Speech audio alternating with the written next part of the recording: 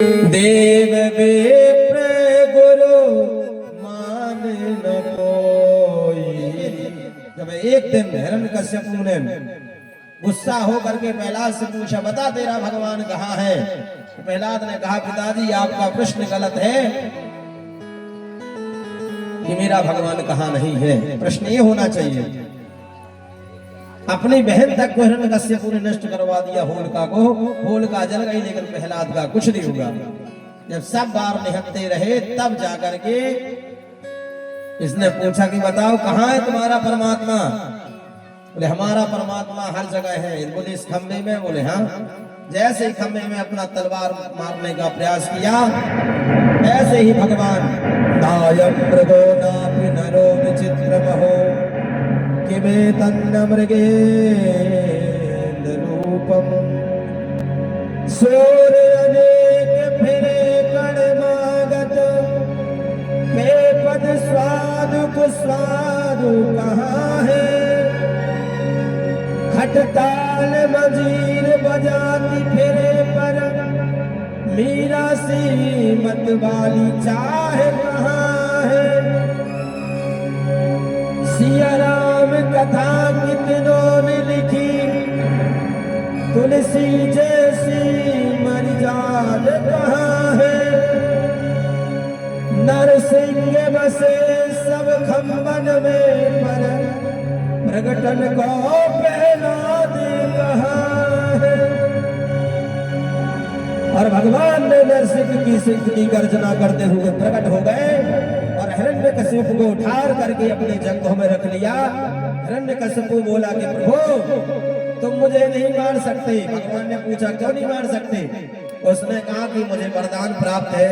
बोले क्या वरदान प्राप्त है? बोले प्रभु मुझे वरदान प्राप्त है, ना मैं ऊपर मरूं ना नीचे मरूं। भगवान ने कहा चिंता ना कर, तुम्हें हमने बीच जंघा में धर रखो ऐसा, ना ते ऊपर या ना नीचे या, अब ते बीच में है।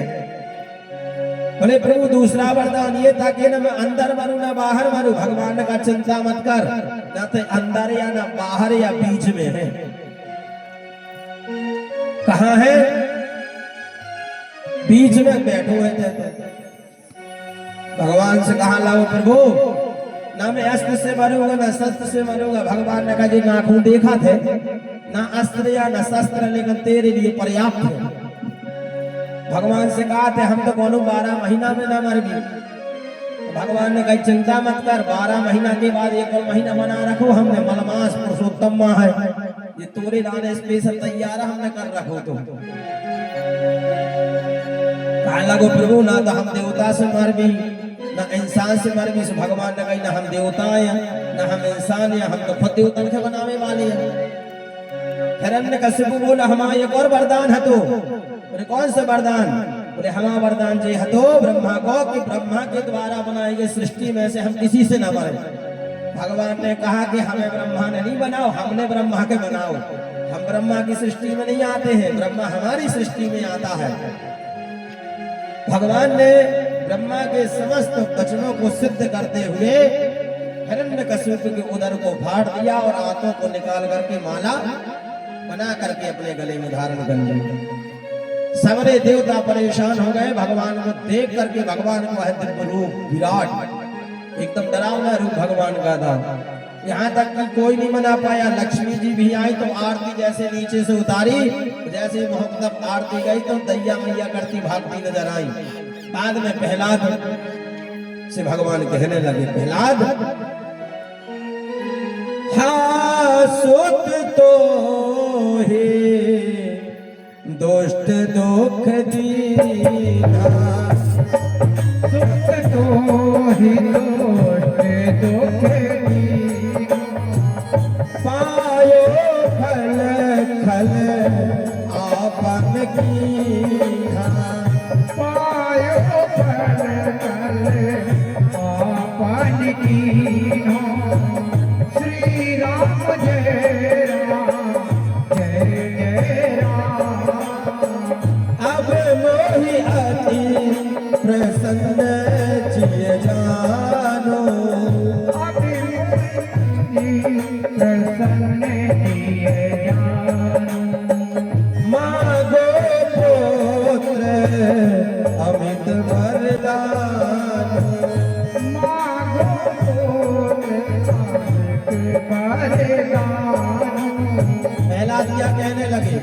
हर भक्त की यही भावना होनी चाहिए भगवान के सामने।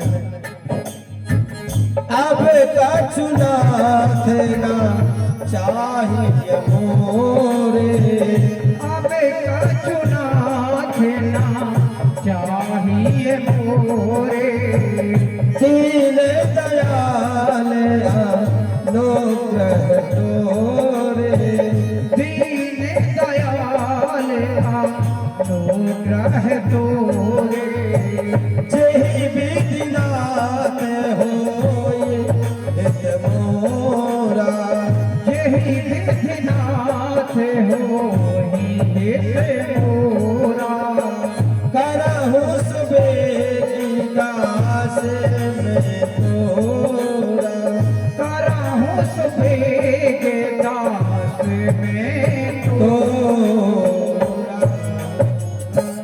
भगवान ने प्रहलाद पर कृपा करी। प्रहलाद ने कहा कि प्रभु हमें कुछ नहीं चाहिए। भगवान ने कहा कुछ तो मांगो।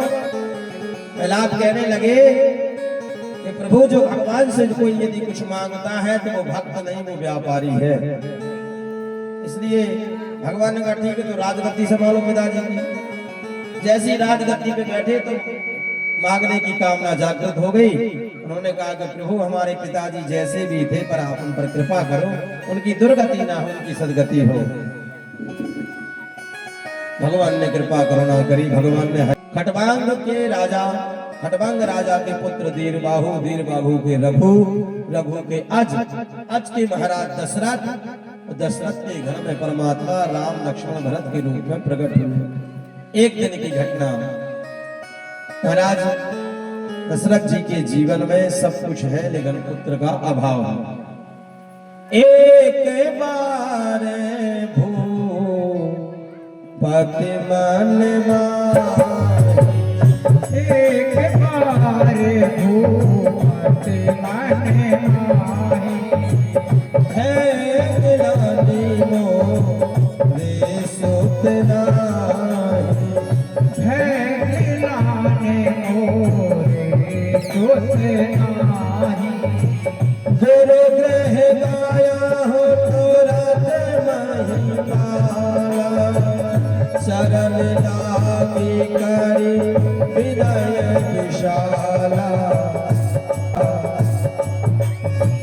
गुरु ग्रह काया तुरत महिपाला, चरण लागे जैसे ही महाराज दशरथ ने अपना दुख गुरु जी के सामने रखा तो गुरु जी ने आशीर्वाद दिया, चिंता मत करो राजन, धरा हो धीरे हो यही सुत चारी, धरा हो धीरे होई यही सुत चारी, त्रिभुवन विदित भगत भयहारी, त्रिभुवन विदित भगत भयहारी, श्रृंगी ऋषि वशिष्ठ बुलावा, श्रृंगी साहिब से बोलावा, पुत्र काम शुभ यज्ञ करावा। भगवान यज्ञ के माध्यम से प्रकट हुए। सीधा सिद्धांत समझ लो कि भगवान कहाँ प्रकट होते हैं। महाराज अयोध्यापति का क्या नाम है? महाराज दशरथ, जिन्होंने अपने 10 इंद्रियों को कंट्रोल में कर रखा है, जिनने अपने मन को रघुनाथ जी के चरणों में लगा रखा है, जिन्होंने परमात्मा को प्राप्त करने के लिए 3 मार्ग चुने हैं। कैकेयी है कर्म मार्ग और